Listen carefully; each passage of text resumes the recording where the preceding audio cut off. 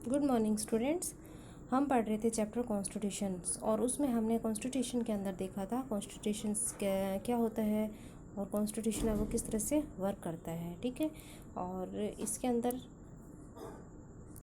हर जो कंट्री होती है वो अपने देश को चलाने के लिए कॉन्स्टिट्यूशन बनाती है और उसके अकॉर्डिंग है वो सारा शासन करती है। तो इसी के अकॉर्डिंग हमने देखा था कॉन्स्टिट्यूशन जो है वो कैसे लोगों के साथ जो डिस्क्रिमिनेशन होता है उसको रोकने का प्रयास करता है और जो भी पीपल्स हैं उनके ओवरऑल डेवलपमेंट में इम्पोर्टेंट रोल प्ले करता है। उसके बाद में हम इसकी फ़ीचर्स देख रहे थे, इंडियन कॉन्स्टिट्यूशंस की फ़ीचर्स। तो मेन फीचर्स थी फेडरलिज्म। फेडरलिज्म में ऐसे संघीय शासन बोलते हैं जिसके अंदर पूरी जो कंट्री होती है वो अलग अलग पार्ट में डिवाइड होती है और उसका जो गवर्नमेंट होता है, गवर्नमेंट का जो सिस्टम होता है वो लेवल के अकॉर्डिंग होता है। जैसे कि पंचायती राज लेवल होता है, उसके बाद में स्टेट लेवल पे गवर्नमेंट होती है जो अपने स्टेट्स की जो सारी प्रॉब्लम्स है उसको सॉल्व करती है। उसके बाद में सेंट्रल गवर्नमेंट होती है जो सबके ऊपर होती है और उन सबको देखती है। तो इसको एक लेवल अलग अलग स्टेज में डिवाइड किया गया जिससे सारा का सारा जो काम है वो इजीली हो सके। उसके बाद में हमने देखा था इसके अंदर पार्लियामेंट जो है वो उसको बनाने के लिए अंदर पब्लिक जो होती है वो इलेक्टेड करती है, इलेक्शन में पार्ट लेती है और अपने जो है रिप्रेजेंटेटिव भेजती है पार्लियामेंट के अंदर जो उनके रूल और रेगुलेशन में हेल्प करते हैं। इसके बाद में हमने देखा था सेपरेशन ऑफ पावर। उसके बाद जो जितनी भी पावर होती है वो सारी की सारी किसी एक ऑर्गन के पास में नहीं होती, एक पर्सन के पास में नहीं होती है, वो 3 ऑर्गन्स होते हैं गवर्नमेंट के, उनके पास होती है। लेजिस्लेटर और एग्जीक्यूटिव और जुडिशरी। लेजिस्लेटर जो होता है वो एक जो ऑर्गेनाइजेशन होता है वो लोगों के लिए रूल्स कंडक्ट करता है, रूल्स जो होते हैं ना उनको बनाता है। उसके बाद में एग्जीक्यूटिव है उनको जो है वो लागू करता है। और उसके बाद में जुडिशरी, अगर किसी भी तरह की कोई प्रॉब्लम होती है तो कोई भी जो भी न्याय दिलाने से जो बात होती है संबंधित वो सारी जुडिशरी के पास जाती है। मतलब जो भी कोर्ट की समस्या होती है तो कोर्ट जो है सबका समाधान करता है। तो पावर जो है उसको सेपरेशन किया गया। तो एक जो ऑर्गन है वो दूसरे ऑर्गन से मतलब जो दूसरा ऑर्गन होता है ना वो उस पर दबाव बनाए रखता है या ध्यान रखता है जिससे वो अपनी अपनी पावर का मिसयूज़ नहीं कर सके। उसके बाद में फंडामेंटल राइट, तो ये जो है वो बहुत इंपॉर्टेंट पार्ट है हमारे कॉन्स्टिट्यूशन के अंदर, फंडामेंटल राइट्स। ठीक है, तो हमारे कॉन्स्टिट्यूशन के अंदर मेनली हमको 7 जो फंडामेंटल राइट्स दिए गए थे स्टार्टिंग के अंदर। एंड नाउ अभी अपने को 1978 के बाद में 6 जो है वो फंडामेंटल राइट्स है। एक जो राइट्स था प्रॉपर्टी का राइट्स उसको अलग अलग जो है वो लॉ में बना दिया गया है। ठीक है, तो अभी हमारे मेन फंडामेंटल राइट्स कितने हैं? 6। तो 6 फंडामेंटल राइट्स हैं, 2 हमको कॉन्स्टिट्यूशन ने दिए हैं और वो हमारे मतलब एवरी पर्सन के लिए बहुत इंपॉर्टेंट है और वो उसके डेवलपमेंट में काफ़ी योगदान देते हैं। सबसे पहला है राइट टू इक्वलिटी। तो ऑल जो पर्सन्स होते हैं वो इक्वल है, कानून के समक्ष सब समान है। महिला पुरुष और कास्ट जो रेस है, कलर है, किसी भी वजह से किसी के साथ में अनइक्वलिटी नहीं की जा सकती। ठीक है, उसके बाद में है राइट टू फ्रीडम। सेकंड जो है तो किसी भी तरह का जो काम करने की स्पीच की फ्रीडम है, अपने जो अधिकार है उनके लिए वो मतलब अधिकारों की मांग कर सकता है और जो फ्रीली है मूव कर सकता है, घूमने जा सकता है और जैसे बिजनेस कर सकता है, किसी भी तरह का व्यापार कर सकता है पूरे देश के अंदर। तो ये इनको है राइट अगेंस्ट एक्सप्लॉयशंस। अगर किसी भी व्यक्ति के जो मानव है उसके साथ में जैसे मानव का शोषण होता है, ठीक है, तो उसके लिए जैसे ह्यूमन ट्रैफिकिंग होते हैं, मानव तस्करी और चिल्ड्रंस जो 14 साल से कम बच्चे हैं उनको किसी भी काम पे लगाना, जैसे होता है ना कि वो होटल पे ढाबे पे बच्चे काम करते हैं या किसी के घर पे नौकरी करते हैं छोटे बच्चे, तो उन सबको मना किया गया है। उसके बाद में है right to freedom of religion. अपने अपने जो धर्म है उसको मानने की सबको आज़ादी है। उसके बाद में कल्चर एंड एजुकेशनल राइट्स। ठीक है, कल्चरल एंड एजुकेशनल राइट है सभी को अपने अपने कल्चर को डेवलप करने का। कुछ जो माइनॉरिटीज़ होती है तो वो भी अपने जो है वो कल्चर को डेवलप कर सकते हैं, इंस्टीट्यूट्स बना सकते हैं उनसे रिलेटेड। और सबसे इम्पोर्टेंट जो है वो राइट टू कॉन्स्टिट्यूशनल रेमेडीज़। तो ये जो ऊपर हमने 5 पढ़े थे इनसे रिलेटेड अगर किसी भी तरह की कोई प्रॉब्लम आती है तो जो 6 नंबर वाला है इसके अकॉर्डिंग कोई भी व्यक्ति होता है वो कोर्ट के अंदर जा सकता है। ठीक है, तो ये जो है वो सबसे इम्पोर्टेंट है। Court move to court, court के अंदर जा सकता है और जो कोर्ट है उसकी जांच करता है फिर। ठीक है, उसके बाद में हम पढ़ते हैं fundamental rights. The section of fundamental rights has often has been referred, जो फंडामेंटल जो सेक्शन है वो conscience of the Indian constitution के अंदर यूज़ किया जाता है। कॉलोनियल रूल, ब्रिटिश जो है वो भारत जो है वो ब्रिटिश की कॉलोनी थी, मतलब उसके अंडर रूल में था। Had created a certain suspicion of the state in the minds of the nationalist, जो नेशनलिस्ट थे, राष्ट्रवादी जो थे ना, आंदोलन करते थे फ्रीडम फाइटर के लिए, तो उनके माइंड के अंदर ये चीज़ चल रहा था और वो चाहते थे कि जो सेट ऑफ रिटर्न राइट्स, मतलब वो ये सोचते थे कि जब आज़ाद हो गए तो हमें रिटर्न राइट्स, मतलब लिखित में जो भी अधिकार होंगे ना वो लिखित में होंगे, और guard against the misuse of the state power in independent India. तो जो स्वतंत्र भारत है इसके अंदर जो भी स्टेट्स हैं वो अपनी जो पावर है उसका मिसयूज़ नहीं कर सकते। तो जो भी सारी जो लिखित में सूचनाएं होंगी तो किसी भी के साथ भी अन्याय या गलत काम नहीं होगा। Fundamental rights therefore protect citizen, जो सिटीजन्स हैं उसको बचाएंगे, जो गवर्नमेंट्स है या जो भी स्टेट्स है या कोई है जो सिटीजन्स के सामने मतलब सिटीज़न के लिए जो अत्याचार करते हैं, उनका शोषण करते हैं या उनके जो राइट्स हैं उनको कम करने की कोशिश करते हैं, तो वो उसके अगेंस्ट जा सकते हैं। द कॉन्स्टिट्यूशन दस गारंटी, कॉन्स्टिट्यूशन गारंटी देता है इंडिविजुअल अगेंस्ट द स्टेट, कोई भी व्यक्ति है वो स्टेट के खिलाफ जा सकता है अगर उसके जो राइट्स हैं उनको कम किया जा रहा है तो। Moreover, the various minority communities also express the need for the constitution, जो अब जो minorities communities थी उनको भी कॉन्स्टिट्यूशन की नीड थी, और वो उनकी जो भी प्रॉब्लम्स थी उनके बारे में भी कॉन्स्टिट्यूशन में लिखा गया है और उनके भी राइट्स हैं वो शामिल किए गए हैं कॉन्स्टिट्यूशन में। जैसे कोई भी माइनॉरिटी कम्युनिटी होती है तो वो अपने धर्म को बढ़ा सकती है, उनके लिए इंस्टीट्यूशन जो भी है शैक्षणिक संस्थाएं खोल सकती है और प्रोग्राम कर सकती है। The constitution therefore also guarantee of right of minorities against the majority, तो मेजॉरिटी के साथ में इनको माइनॉरिटी जो है उनको राइट मिले हुए गारंटी है। As doctor Ambedkar has said about these fundamental right there object two folds, तो जो अम्बेडकर साहब है उन्होंने दो फोल्ड्स बताए हैं। जैसे first object is very that every citizen must be in a position to claim their rights, तो हर जो सिटीज़न है ना वो क्लेम कर सकता है आपके अपने जो राइट्स होते हैं उनके लिए, ठीक है, मतलब कोर्ट में जा सकता है। And secondly these rights must be binding upon every authority that has got to the power to make laws, और हर जो अथॉरिटी होती है उसको भी जो है वो पावर वो बंधी होती है कि वो जो कोई भी कानून बनाती है वो लॉ के अकॉर्डिंग ही बनाए, ठीक है। तो हर जो ग्रुप होता है, हर जो अथॉरिटी होती है उसको पावर बनाने की या पावर को कानून के अकॉर्डिंग यूज़ करने की अनुमति होती है, परमिशन होती है, वो बंधे होते हैं कानून की सीमाओं से।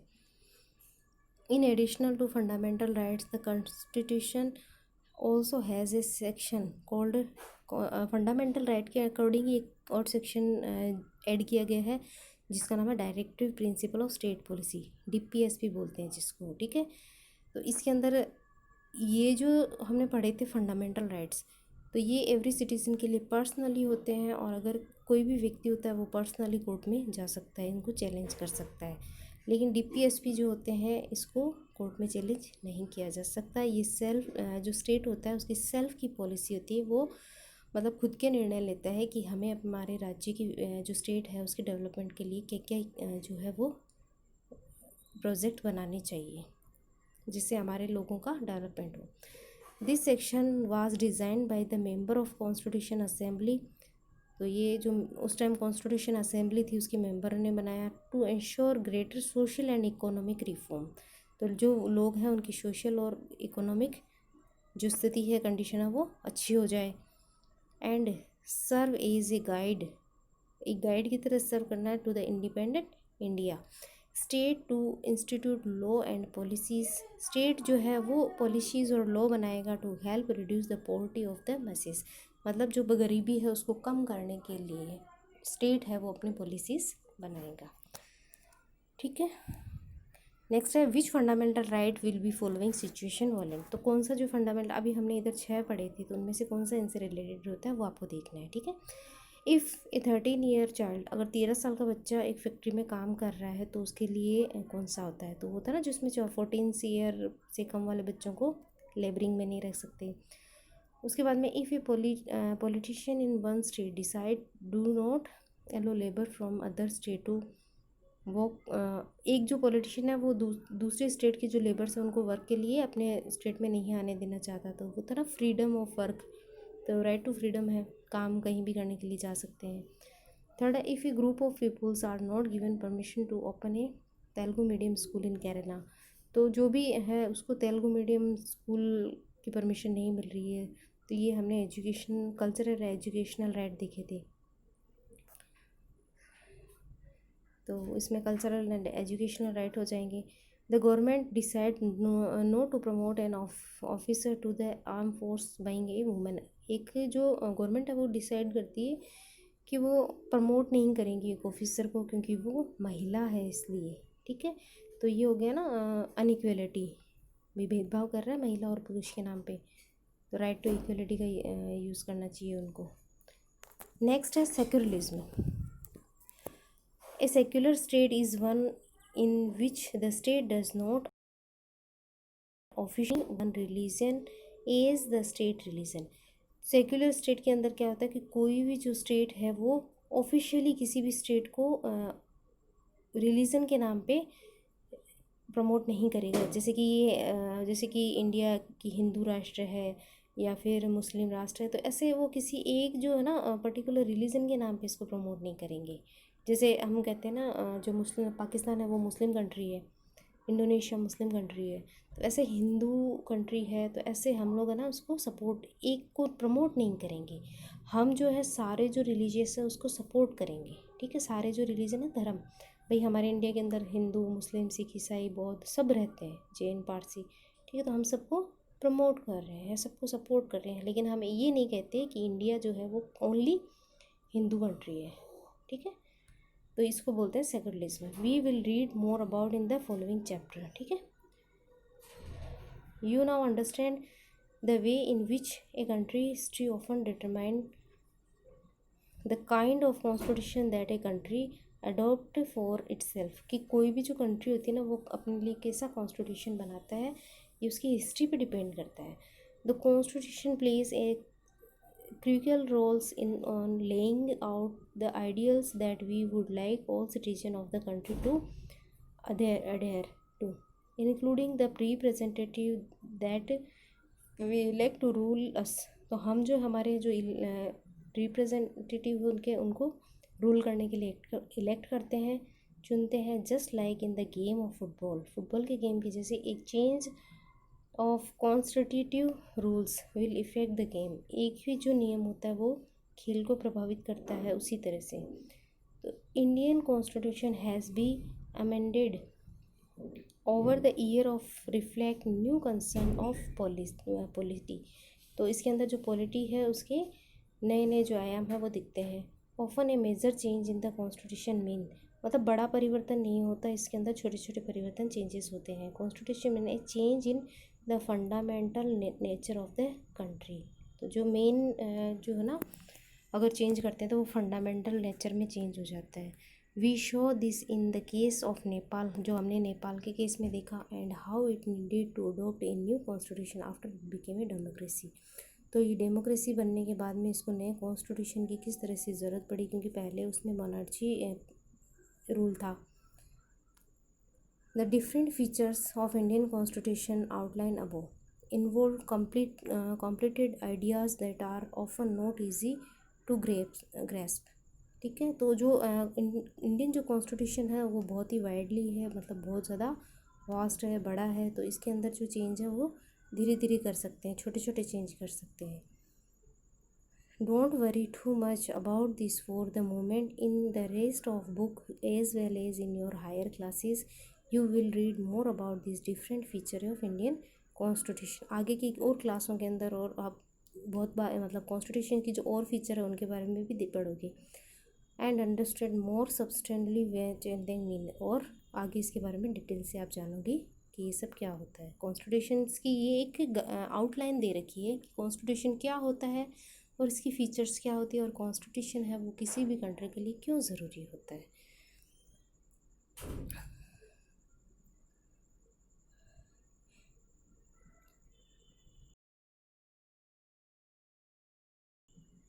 ड्यूटीज़। तो 11 जो है फंडामेंटल ड्यूटीज़ है विथ ड्राइंग्स, पिक्चर, पोएम और songs and discuss in the classroom. ठीक है, तो हमको जो 11 जो है वो फंडामेंटल ड्यूटीज़ दे रखी है। तो मैं 7 हमारे 6 जो हमारे राइट्स हो गए और 11 हमारी ड्यूटीज़ होती है। ड्यूटीज़ के अंदर ये होता है कि हमको किस तरह से काम करना चाहिए जिससे हमारे देश को नुकसान ना हो ना, भाईचारे से रहना चाहिए, राष्ट्रीय जो संपत्ति होती है उसको ध्यान में रखना चाहिए, जैसे मॉन्यूमेंट्स वगैरह होते हैं तो पब्लिक प्लेसेस है वहाँ पे उनको ख़राब नहीं करना चाहिए, एक दूसरे का सम्मान करना चाहिए, देश को जब ज़रूरत होती है तो हमको उसकी तैयार रहना चाहिए मदद के लिए।